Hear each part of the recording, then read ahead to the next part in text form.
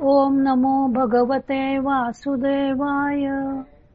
सार्थ सुबोध ज्ञानेश्वरी. लेखन आणि वाचन सौ मनीषा भास्कर अभ्यंकर, महाराष्ट्र, मिरज 416410. अध्याय 5. कर्मसन्यास योग. परमात्म्याचे अलिप्तत्व भाग 2. ओव्या आहेत 80 ते 82 आणि गीतेचा श्लोक आहे 15. परमात्म्याकडे कोणतेही कर्तृत्व येत नाही, मग पाप पुण्याची जबाबदारी कोणाकडे राहते ते सांगताना भगवंत म्हणतात. श्लोक 15. नादत्ते कस्यचित् पापं न चैव सुकृतं विभुः अज्ञानेनावृतं ज्ञानं तेन मुह्यन्ति जन्तवः.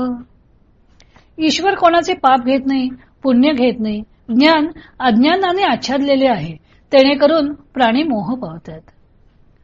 पाप पुण्य अशेषे पासीची असतू न देखे आणि साक्षीही होऊ न ठके येरी गोठी कायसी. प्राणी मात्राकडून होणारी संपूर्ण पापपुण्ये ही त्याच्या अगदी जवळ असतात, तरी तो त्यांना जाणत नाही. फार काय, तो त्यांचा साक्षीही होऊन राहत नाही, तर मग दुसरी गोष्ट कशाला बोलायला पाहिजे. पै मूर्तीचे नी मिळे तो मूर्तची होऊन खेळे, परी अमूर्तपण न मिळे दादू लयाचे. सगुण स्वरूपाच्या संगतीने तो सगुण होऊन क्रीडा करतो, परंतु त्या समर्थाच्या निर्गुणपणाला भ्रष्टता येत नाही. जो सृजी पाळी संहारी ऐसे बोलती जे चराचरे ते अज्ञान गा अवधारी पंडू कुमारा.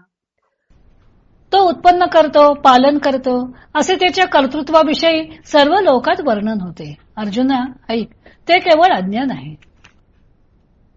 परमात्मा पाप पुण्यापासून अलिप्त आहे. जीवात्मा व परमात्मा एकरूप आहेत.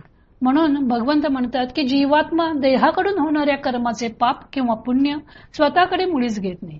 जीवात्मा हा देहाचा अधिपती आहे व तो 9 द्वारे असलेल्या या देहातच राहतो. मग त्या देहाकडून जी काही चांगली वाईट कर्मे होतील त्या कर्मांच्या पाप पुण्याची जबाबदारी जीवात्म्याचीच असणार नाही का? आणि त्यामुळेच त्याला पुनर्जन्म प्राप्त होत नाहीत का? उपनिषदातही म्हटलं आहे की साधुकारी साधू भवती पापकारी पापो भवती पुण्य हा पुण्येन कर्मणा भवती पाप हा पापेन. मग आत्म्याकडे पाप पुण्याचा संबंध येत नाही असं कसं म्हणता येईल?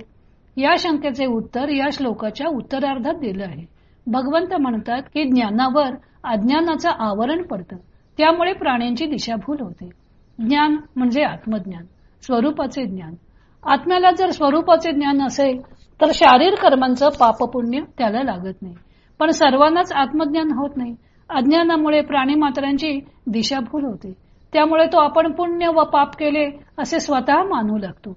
म्हणजे अज्ञानाने जीवात्मा स्वतःकडे कर्माचे कर्तेपण घेतो व पाप पुण्याच्या भोवऱ्यात सापडतो.